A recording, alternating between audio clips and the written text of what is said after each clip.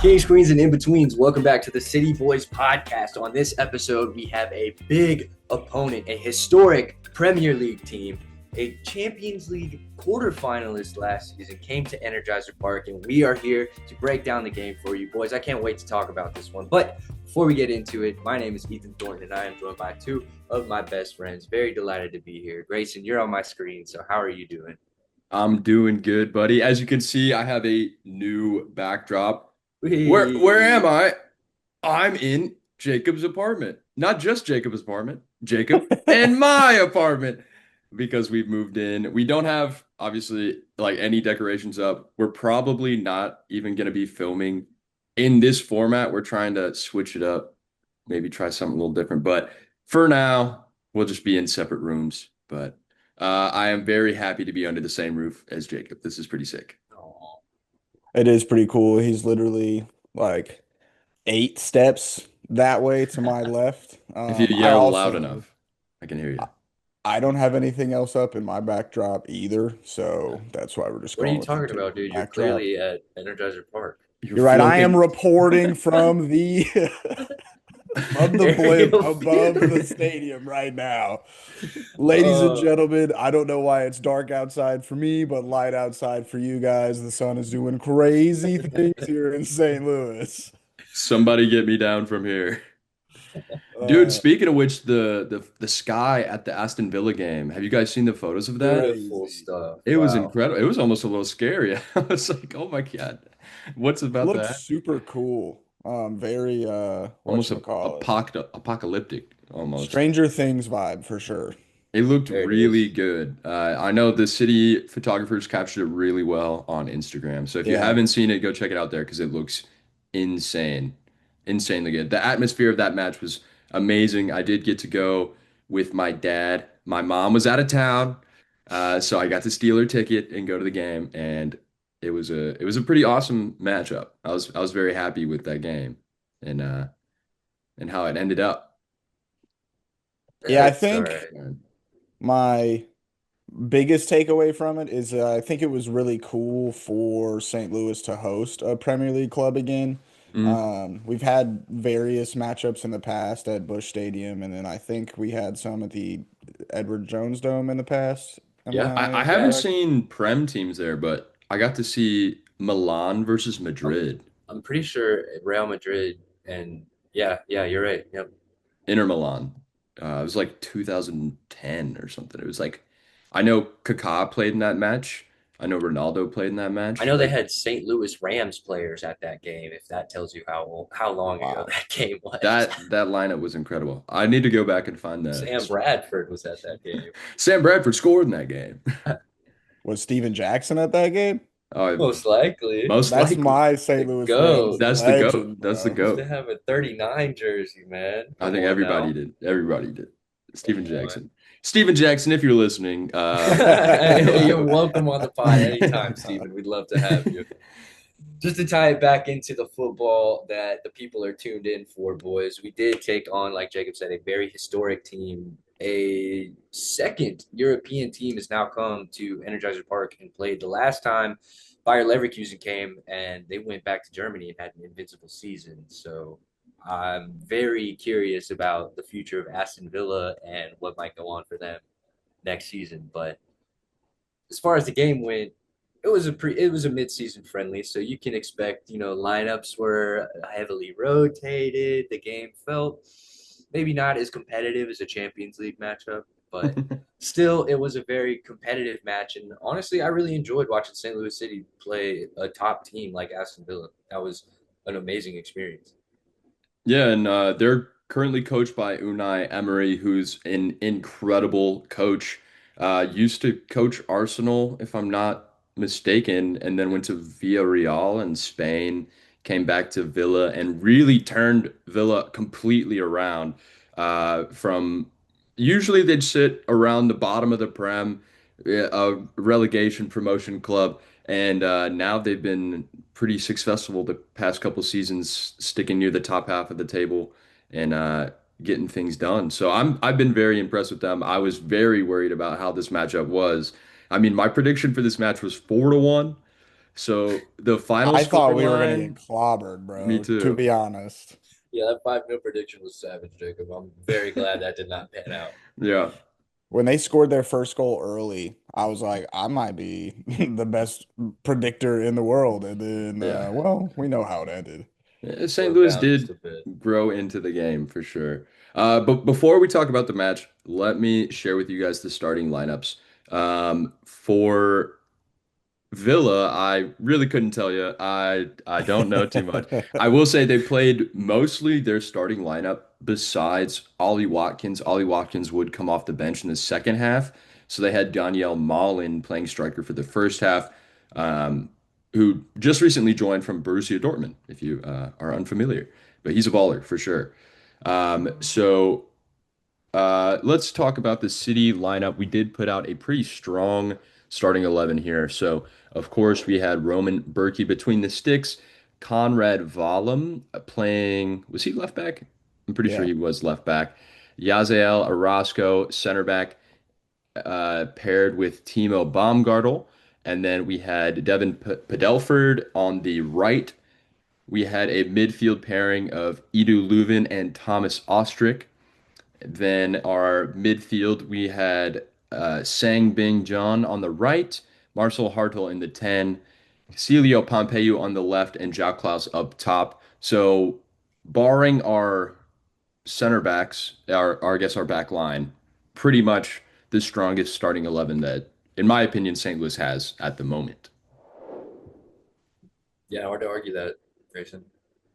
Yeah, I think so. It was nice to like see that from Critch to put out our best available 11 at the time against this side and not do like I've seen in the past where you get like half your best 11 and then the other half is like the rotation players Mhm. in the theory that you're going to try to keep both halves as competitive as possible by having your best players playing in both halves.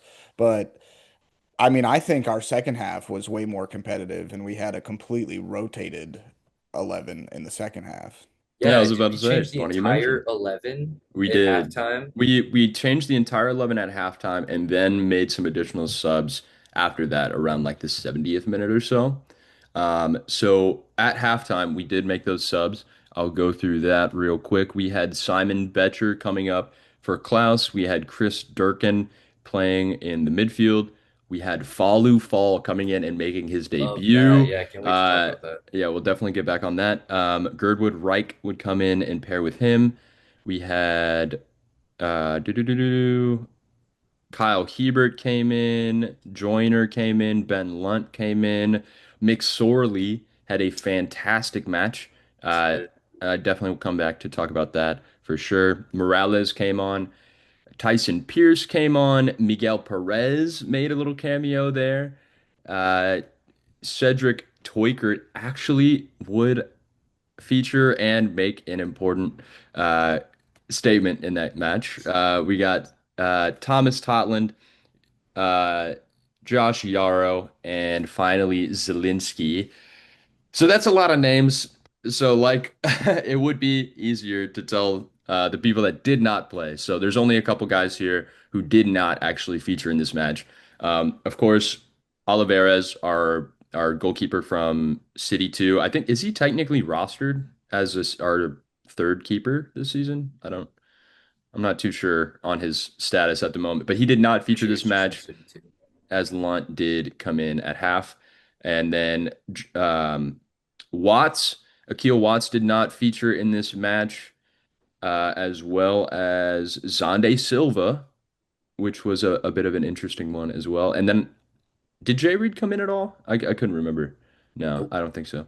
And then Zelinski actually came in as right wing. I don't know if you guys noticed that, but he did. He was playing very high up on the pitch, playing on the right wing. So a bit of an interesting switch up at halftime, but it did sort of pay off. Do you guys want to talk about some of these goals that happened? I mean, well, Aston Villa got it kicked off early, dude. I think it was what 11 minutes in. Ollie Watkins gets in behind and puts it away. I think Thomas Or Ostrak was Morgan it? Rogers? Morgan Thank Rogers. you, Yep, yep, thank yep. you. See, they. By the way, I challenge any listeners to go look for and find stats for this game. Go ahead. It's impossible. Please let us know if you find them because we searched and there is not much out there as far as Yeah. this game goes. So bear with us when we do the goal recollections. But I know that Thomas Ostrak had a bad giveaway. Aston Villa picks it up in the center of the park, takes two touches, plays in Morgan Rogers, and he just slots it home. It looks like what you would expect from a club like Aston Villa.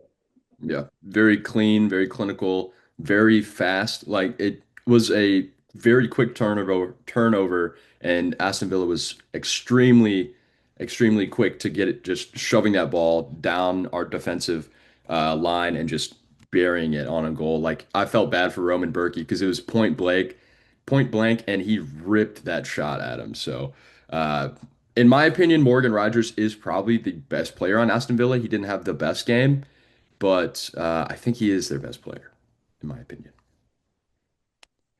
Badue, their number 10, I thought Bundia, was Buendia, yeah, he's Thank good. you. He's very good. Yeah, he doesn't I play. think he looked the best in this match for He them. did look I wouldn't say he looked the best in this match. I don't think so. Y'all are both tripping because Aston Villa's best player is Emi Martinez.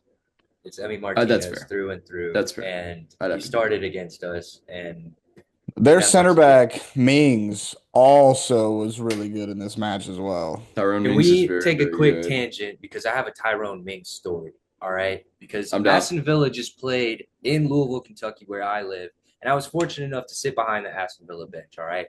So we're going through the roster together as, you know, as our friends are just looking to see who's on their roster. And we stumble across Tyrone Mings, and he's listed as 6'5", 170 pounds.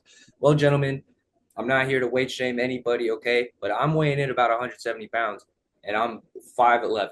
All right. This guy is huge. So he comes off the field against the Eintracht Frankfurt game. And I asked him, I said, "Hey, Tyrone, how much do you weigh? Do you weigh 170 pounds?" And you know what Tyrone Mings tells me? I don't know what pounds are. That makes sense. Makes sense, Tyrone. I'm sorry. That's So I so do the funny. quick math, 1 pound at 2.25 kilograms, and we ended up figuring out that Tyrone Mings is over 200 pounds. He's 205 pounds. So ESPN is a bit off there, but I got to interact with Tyrone Mings, so I want him to be the English center back in the World Cup in 2026. That's who I'm rooting for, and that's my Tyrone Mings story. He said, "What's a pound?" What's a Yeah, he pound? was like, "I don't know what pounds are." That's so funny. That's a great interaction with a fucking Good guy. Premier League Good guy. star. Like, that's so awesome. That's so He's awesome. thinking to himself, "This dumbass American." Pounds. I'll take it. Mind you, this interaction is happening because I'm trying to trade shirts with these pro players. I'm like, "Hey, you want to trade jerseys?" And it's just a T-shirt I'm wearing. Yeah, no. Matty Cash looked at me and went straight back to the game. Straight back to the game. He was not having it. That's so funny. I was a little bummed because my favorite player on Aston Villa is Ross Barkley, and he is currently injured, so he did not show up to the What a match. crazy pull. Yeah. Bit of a bummer there. Former Everton and Chelsea man. I was gonna I say guess and Luton Town as well. He just recently played at Everton Luton. Ross Barkley, elite, bro. He's cold. When he was linking Yeah, up with Lukaku there, wow, what a time for dude. Everton. John Stones was there at the time as Pretty well. sure Timmy Howard was That's in a between the sticks for Everton as well. not a bad Everton side. Not a bad Everton side. Anyways, back to Yeah, Aston Villa. back to the game. Back to the Back to game. Aston Villa. We win at halftime 1-0. So all things considered, I was pretty happy at halftime. We're 1-0 down against the Premier League side. We're expecting a lot of rotations for both teams. So going into the second half, like Grayson alluded to, we had a fully new 11. It's basically 0-0, boys. And that's kind of the approach that I saw St. Louis City take in the second half, which I really, really liked, especially with the inclusion of our younger players. I do think maybe playing against such a prestiged opponent, um, that it brought up our team's drive a little bit. So I hope we can continue this like just this willingness to actually like run and play the game the way that Critch is intending us to play, which is a highly aggressive. Um, we actually played a bit differently in this match. We played kind of a mid block 4-4-2. We didn't press too much. Um, on offense. We kind of let Villa have the ball in their half and then really pressed once they started to cross that line. But Villa is so good in possession, so I was a bit worried about this match and how much of the ball we were actually going to be able to have. But our midfield actually looked pretty decent. Um, had a couple giveaways, but I feel like we give the ball up way more when we're facing against other MLS sides.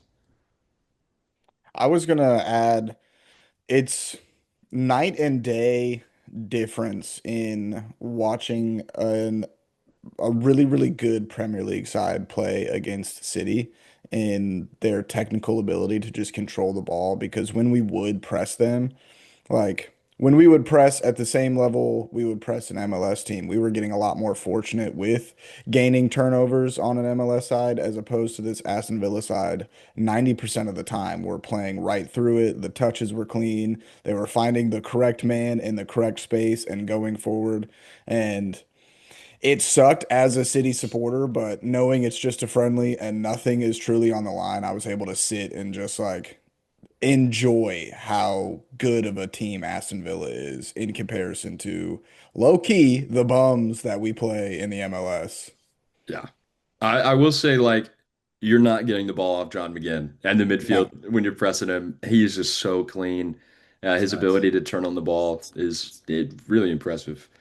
And Um, dude, it's not like John McGinn is by all means a great player.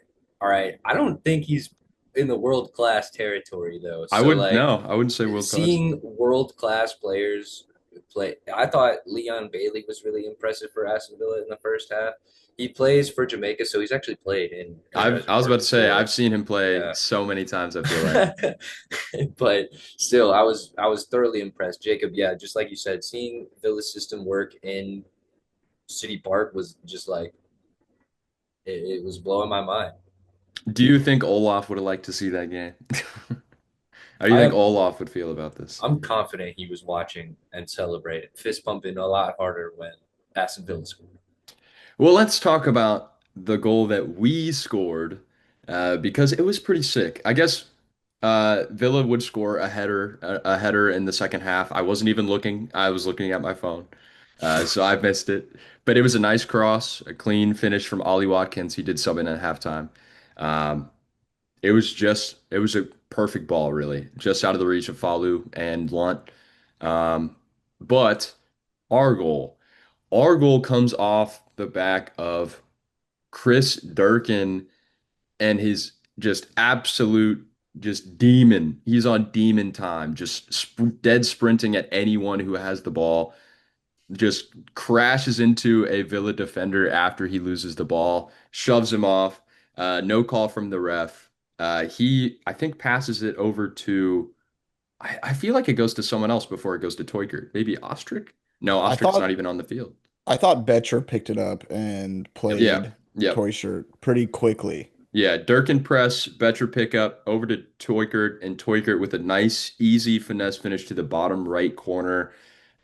One of the best finishes I've seen from Toykert, honestly. Just a nice, simple finish on frame.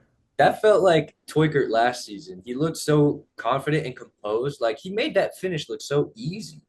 Like that it took a lot of skill to place it in and finesse it in the way that he did. But something that really made me smile from this goal was the two players. Well, I guess the three players that created it, frankly. I don't think that Chris Durkin, Simon Betcher, and Cedric Twickert are in the greatest graces of St. Louis City fans this season. Yeah. So for the three of them to combine to create a goal against Aston Villa felt really good to watch for me. Not to mention Chris Durkin was wearing the captain's armband when he put in that Yeah. tackle. I was stoked on that. Yeah, I was talking about that with my dad because, uh, interestingly enough, one of the oldest, most like longest tenured players from City on the field at the moment, along with Kyle Hebert, I'd say would be like the other argument for who could hold that captain band at the time. But so it is very interesting in the short life of this club that like our most veteran players, like we just signed them, I think this is really important to or at least note feels like too, we just did. off of the back of Durkin's red card in the Minnesota game, being able to jump into this friendly in the second half and create an attacking opportunity fairly quickly into the second half. Like I think we scored in the 60 something minute. It was like That sounds right. 59th. With Okay. enough time to mount a comeback, I mean, I Yeah. felt like we might be bagging equalizer in the last half hour. We were pressing a bit at the end there.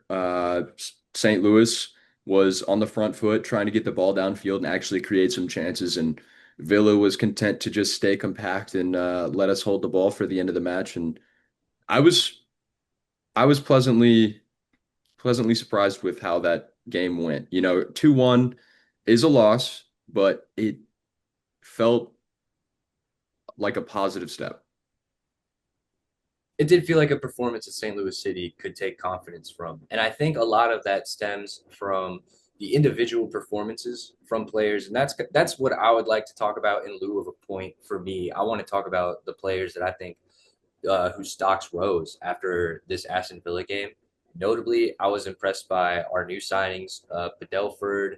Uh, oh my God, I'm blanking on our winger's name. Sangbin? Yep, Song Bin, and I thought Falou Fall looked. They all three of those players looked very uh, electric to me. I thought that Falou Fall's progressive passing looked fantastic. They were just moments, just glimpses. He had a very short cameo, only 35 minutes, but still, I think things are looking positive as far as St. Louis City's roster is concerned, and I'm glad to see that. I hope that Cedric Toiker takes some confidence from this game. Like he hasn't been great this season, but he did perform well against Aston Villa. I will show him his flowers, in that game. He had another shot in the match that was really nice. It was like a curling shot away. He forced a good save out of Villa's second keeper. It was really nice. I was really, really impressed with Makai Joyner. He's going up against Matty Cash for the half that he played. And Matty Cash is not a world-class outside back, but he's definitely Premier League serviceable level outside back. And Joyner was giving him problems. This was news to me that I heard from the commentators that there's like I think it's Watford that has their eyes on Joyner, Mhm. and obviously Joyner knows this, so I think he was trying to put good film out there that he can run at an outside back and low key kind of make him have to have a day. Oh, I think Matty Cash did have to work harder than he was expecting to. Yeah, Jacob, this is a player that has played in the Euros, a player with plenty of European experience, and our 18-year-old St. Louisan is just going head first at him. I love that. It was It was amazing to watch. the most confident I've seen Joyner on the field. Like I don't get to catch a Yeah, lot of City 2 matches, so I couldn't tell he's you insane. what he looks like for City 2. But when he's played with the senior roster, it's like not necessarily a shell of himself, but it feels like he's thinking too much. And in this match, I don't think he was thinking at all. It was just see ball, burn Pure play. defender. Yeah. No, I've watched a couple City 2 matches where Joyner has just looked different. Like he really looks that USL like MVP candidate that he was. He won the Golden Boot, or I think he might have tied for the Golden Boot or something. It was very close. But he puts up numbers in that league, and it hasn't exactly translated to the MLS, but we can see that he's like consistently growing. The growth is there. Very confident in this match. I wanted to talk about someone that I think even had a better game than Joyner was McSorley. I thought McSorley on the right wing played fantastic. It was the best match I've seen him play so far. Specifically, there was a couple moments that I really loved. He put in an incredible pass to Simon Betzer that sent Simon in on goal. Simon did have two defenders that he had to handle, and he did not handle it. He did lose the ball there. Um, but the setup play from McSorley was incredible. Hadn't seen a pass like that since Alm fed in João Klaus for his Wow. goal earlier this year. So I was very impressed with McSorley. I definitely think he earned the right to get some minutes for this first team. I don't think he's featured for this first team yet in regular league play. Um, Mm. but if he has not yet, he definitely I think will be seen in the future because I thought he did really good. Um, Falu, yeah, his passing was incredible. Very confident, easily the most confident defender I've seen from City, like with the ball at his feet. He just looks like the pressure is just not there. I mean, at Villa's strikers were pressing him, and it's no big deal. Just sprayed the ball off. Also fearless in defending. Yeah. He goes into Oh my tackles and God. aerial challenges as if he knows he's going to win it before the ball's gone into the air. That is the kind of supreme confidence that you No. need from a top level defender. So I can't wait to see more Yeah. from Blue I Ball. think it's going to be fun here in a season or two when it's JGR and Falou Fall with just that couple seasons of growth being our one and two center backs respectively. And this is like thinking, Kessler doesn't re-sign, Timo, maybe transfers out or starts to drop off in performances with age. Just getting JGR and Falou Fall as our two center backs is we might have some demons on the back line. It's kind Spe- of incredible how JGR has really just turned around his view, or at well, least my view of him on the club. Like Yeah, he's finally gotten his minutes and in his correct position. Uh, yeah, I think that's been the biggest difference because Jacob used to say that JGR kind of looks like he's a little lost on the field in the sixth position. And I completely agree. And if you've played in that sixth position, you can very easily get swallowed up by the game, especially if you're inexperienced or in a new league or young like he is. I think the game can just pass you by. And that's kind of what I was seeing in the sixth position. He, like you said, Grayson, goes back to center back and he's a completely different player. He looks confident. He looks like he is asserting himself into the game. He's controlling from the back for St. Louis City, and I was impressed about the way that he physically challenged the Aston Villa players. I think he's like a 20-year-old Australian kid, yeah. and he looked like he was fighting crocodiles out there. He was fearless as well. So completely agree, Jake. We got some little demons in the back ready to come up for City. Let's see. Other big winners from this matchup. I thought Tyson Paddleford. Pierce. Okay, we can go Padelford first as well. I'll go Padelford because he had good quality on the wings. He was taking on Leon Bailey at points, and I thought he looked strong. He had a short match, I think just the first half, but I think it says a lot that Critchley believed in him to start in this game. And if he can play like he did against Aston Villa against Nashville, I want Padelford in the lineup. With Tyson Pierce, I think he subbed in at outside back, which I thought was odd Mm-hmm. because he's a center mid by trade. And there were a few times where he would get the ball at outside back, pick his head up, see that none of the passing lanes were open. And instead of like switching it across the back line like a timid outside back might do, he just decided to drive with the ball straight into the midfield and create that own space and new passing lanes for himself, taking on a couple of Aston Villa players in the process and not losing the ball. Yeah. I didn't catch that run play actually. I must have Oh, been looking at my phone. all right. It Golly. exists. No, I'll go find it. I actually I thought Tyson Pierce was a right back. Um, but I might be wrong. But I don't know. I Because think he's the center mid for he's City featured too. for us as a center mid, I think.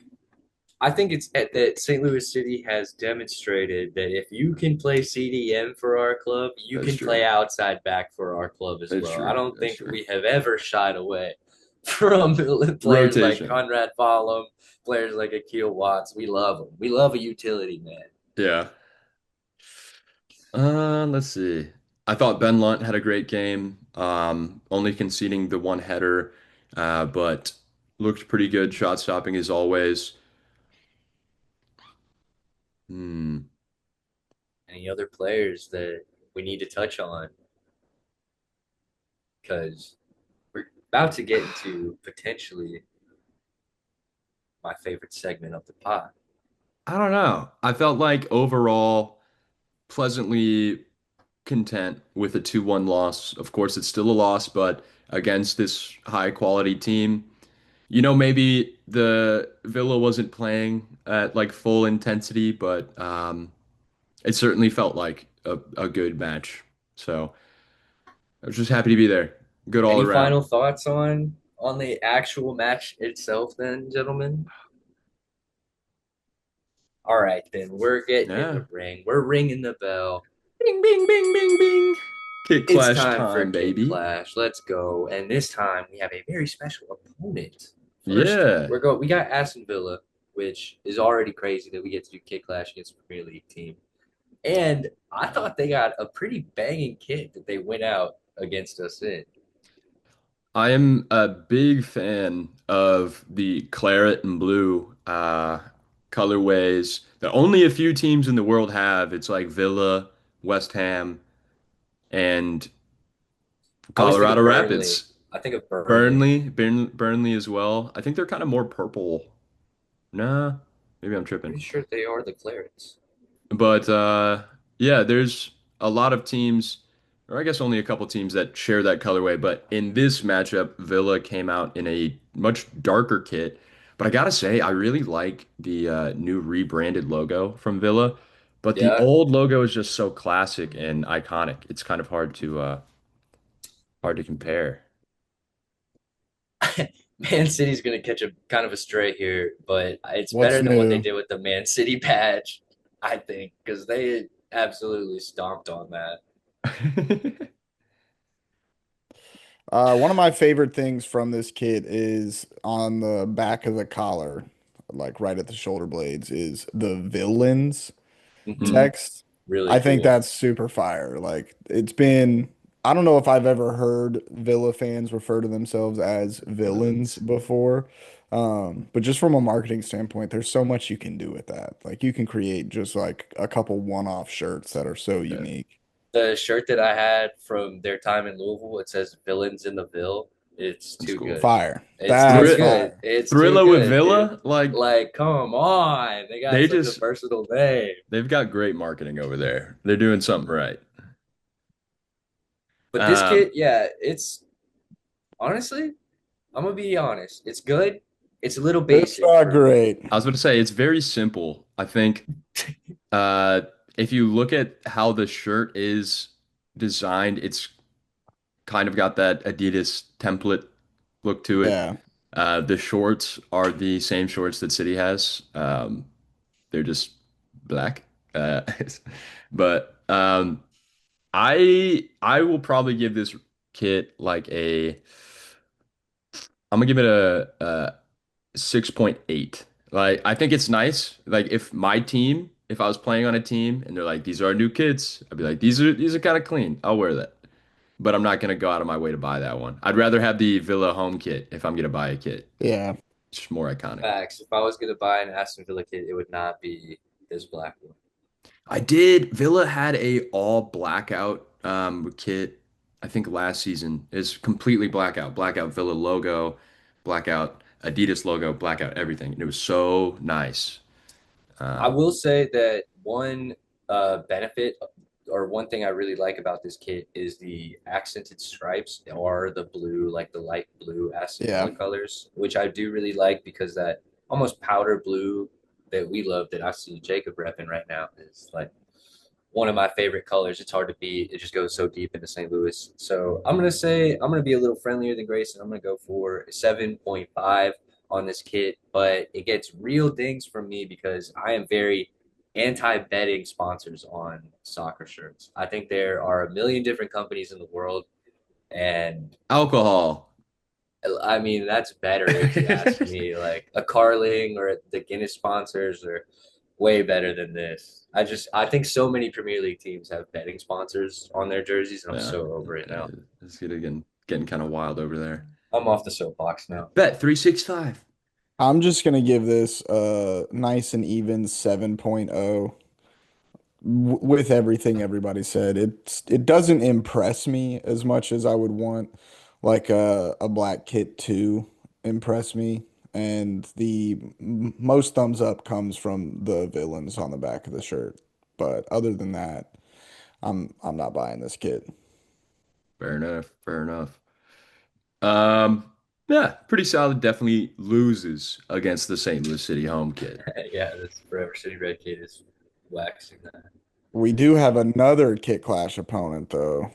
We haven't talked about this one yet. City did recently play against probably one of our biggest foes this season, Minnesota. And Easily. this was a back-to-back game where the debut of their retro kit has come up against St. Louis City. And me personally, I really, really like this Minnesota retro kit. Mhm. I I don't do know like about this you one as well. guys. Do you, what did you give Dallas a perfect 10? Wasn't that you both gave Dallas a perfect 10? I think I, so. I Well, think, boys. yeah, Jacob, I was gonna go for like a 9.8, and then Jacob made me change my answer. Well, what do you guys think about this one? Is this, you said there was multiple perfect 10 retro kits. Look, Do you think this one makes it? I'm calling it, yeah. I'm saying, Yeah. yeah, 100%, This dude. one's pretty sick. It is blue and orange. That blue and orange goes so crazy together. The pattern in the kit is unbelievable. The loon crest is Fire. like hard to beat. The loon on the front of the jersey saying loons is also insanely cool. The The font that they loons. picked for it is amazing. The only knock to this kit is Target as the sponsor on the ass cheeks. Yeah, having a target on your butt is not ideal. Literally, what are we doing? But That's so unlike funny. some people on this podcast, I'm not gonna knock a kit for their sponsor. Yeah, I'm gonna give this one a perfect 10. It really reminds me, probably more than the normal person of the Iceland World Cup kit. Like with the colorway and the kind of style that the pattern has, and I'm a big fan of that one. So I think the nostalgia's hitting me. Mm. So yeah, this one gets a perfect 10 out of 10. I will be giving this one a 9.8. Only one retro quit is going to get a 10 for me. Only one. And we'll get there when we get there. Actually, I We'll don't. get there. Are we going to get there? I don't know if we're gonna play him. I was about to say, I don't even know. We'll give it its own We'll, episode. we'll talk about it. We'll talk about it. But yeah, I guess we can go into our preview for next week. Uh, Funny enough, this team just played against Aston Villa as well, and they drew 2-2, led by BJ Callahan. It was Nashville SC drawing 2-2 against Villa and the Villains, and they played a not their strongest lineup. They didn't play Hani Mukhtar, and they I want to say there was another big name that was not in the lineup as well. Maybe a Sam Surridge or a as somebody else. I don't know. Um, but yeah, 2-2 for them is that was like the ideal score line of solid what I result. wanted to get. Mhm. Uh, was getting that second goal back. Nashville is a very, very good side this year. We did call that in the previews. It feels so good every time I see a Nashville W pop up because that was the prediction that I felt the sketchiest about when we were doing our spotlights. It felt almost crazy to be like this team that finished in like 11th last season is going to make the playoffs, but we all saw it. We had the vision and we recognize that Nashville is a very, very solid team, at the very minimum a playoff caliber team this season. And frankly, I think they are challenging for the Supporter Shield and the MLS Cup this year. I think they are one of the better teams in the East, and they are built for success. Hmm. General, I other excluding Inter Miami's attack, I think that Nashville probably has the best strike partnership in the well, at least in the East. But unless Philadelphia signs Martin Olowski because or Milan Olowski, Dude, because for real. Olowski and Berrybo would be pretty crazy, even though I still believe that Berrybo is fraudulent. Uh, Yeah, Sam Surridge would score against Aston Villa. It was Sam Surridge and what's this guy's name? Let me see. Matthew Corcoran. But both of their goals came very late in the match. We had a goal from Ollie Watkins to start it off, a goal from Danielle Malen in the 64th, and then two goals in the 75th and 85th minute to clinch the 1 point against Villa. Villa once again playing a very strong, almost, starting consistency lineup, starting quality lineup. And then, yeah, Nashville put out a very, very rotated starting side with Alex Mule in the 10, Teal Bunbury starting striker. Just very, very young side. They had Gaston Brugman in the midfield, who's, I think, him and Teal Bunbury are definitely the vets of the squad. Um, but yeah, I was pretty impressed with Nashville to be able to pull out um, a decent result against a very good Aston Villa side. Sam Surridge is currently tied with Lionel Messi in the Golden Boot race. They're both on 18 goals. So Sam Surridge is definitely a demon this year. Definitely one to watch out for. If he's running at our back line, I'm gonna be worried. A hell of a designated player signing for them. He's been Like, incredible. I feel like outside of Nashville, it kind of went under the radar with the like all of the different signings that took place this offseason with Zaha and um the what's their nuts down in Atlanta, Oh my God, what's his name? The record signing, Latte Lock. Latte Loth, Schaffelberg or not Schaffelberg. Surge just went under the radar. And then it's like pretty cool to be tied with Lionel Messi for the Golden Boot race. Like it doesn't matter how old Messi is, dude. That is a flex. Or whatever league it's in. That's kind of crazy. And that I would put that on my resume Yeah. as a soccer player. Currently tied with Lionel Messi in the Golden Boot race on one Yeah. goals. It's the first game of the season. I scored as many goals as Messi in the preseason over this. Listen, Lionel Messi has never nutmegged me. Okay, so Facts. Facts, dude. Go You know who crazy. can't say that? James Milner. Definitely. I was actually uh, just looking at Sam Surge's career history because of course he's English. I didn't really think about where he played before, but he played for Nottingham Forest, Stoke City, Bournemouth, Swansea, Bournemouth, and then some lower division English sides. So he's definitely had a pretty cool career. if he had that career 10 years ago, we'd be calling him a proper Barclaysman right now. Oh yeah, for sure. So I think, yeah, what a move he made to the MLS. Honestly, yeah, he's a great The correct player to move. watch too. He is a goal poacher if I ever seen one. Just a player thriving. Are we doing a prediction? Yeah, Yeah, I'm gonna let's knock out a say prediction here. I'm gonna say 3-1 Nashville. They are just so good this year. Actually, I'm gonna say 3-2 because I think that St. Louis City it should go into this game confident off that Aston Villa result, and I'm gonna pick Zhao Klaus to score a goal against Nashville SC. Okay, Jacob. Um, I would love to be different, Ethan, but I am going to steal your score line and go 3-2 Nashville. I don't think we pull out a result from this match. We're all but basically wrapping up for the season as a squad. I just want to see some fight from the boys the rest of the way out. Oh, And yeah. one of the boys I want to see bag a goal, he was really close twice in the match against Minnesota, and that's Song Bin. I want to see him get his first for St. Louis. Same. Yep. Uh, that's a great pick. For me, I'm gonna go 2-1. And on the back of a good performance, I'm gonna show him some love. Cedric Toikert is going to score again, continue this form, and he will be returning to his form from when we first signed him. He's gonna have a good turnaround to this end of the season, a good run of form here. Fingers crossed. I need it. I need it, Seti.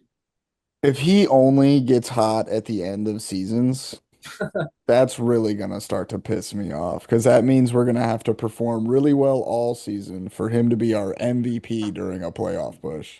That's what I was gonna say, Hey, Jacob, is that it could come in handy once the playoffs come around, but right now that is not very relevant to St. Louis that's City, so funny. Would you, unfortunately. if you guys were GM and you knew that if you sign this player, he will not score at all in the regular season, but will put up 10 goals in the playoffs?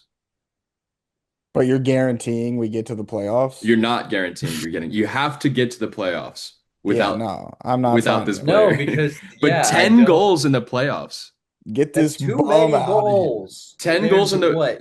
There's the 3 game series, the quarterfinals, semifinals, finals, right? That's that could 4 games, 10 goals. that could That's get you too many goals. He needs 6 or 7, is all I'm he'll get saying. you to the cup. That's a surplus of goals for none in the regular season. I'm not Yeah. taking that deal, Grayson. Nah.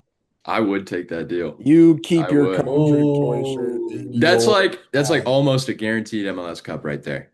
If you can make it to the playoffs.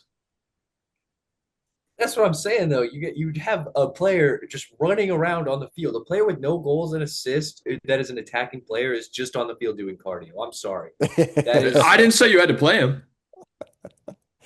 I'm saying the MLS you put him roster on the rules team. do not allow for the player that you're describing, Grayson. I Hey, will not This accept it. this will happen. This will happen. This Don't. will happen. Don't wish that on us, dude. Jacob, get us out of here. It's before already Grayson happening. gives us more voodoo. Okay, well, if you guys would sign Cedric Toysher just for a playoff run, make sure you let us know in the comments. I'm gonna delete them, every single one of them, though, because I don't need Grayson's head getting any bigger with this I have man. a tiny head. If you've been watching this far, make sure you like, subscribe, and comment on YouTube. If you've been listening on Spotify, make sure you like and rate 5 stars, or follow and rate 5 stars. Liking and rating 5 stars is the same thing. Follow us on all of our socials. They're going to be in the description listed below. But most importantly, folks, do not forget to tell your mother that you love her. Peace. STO. STO. STO. You got something to say?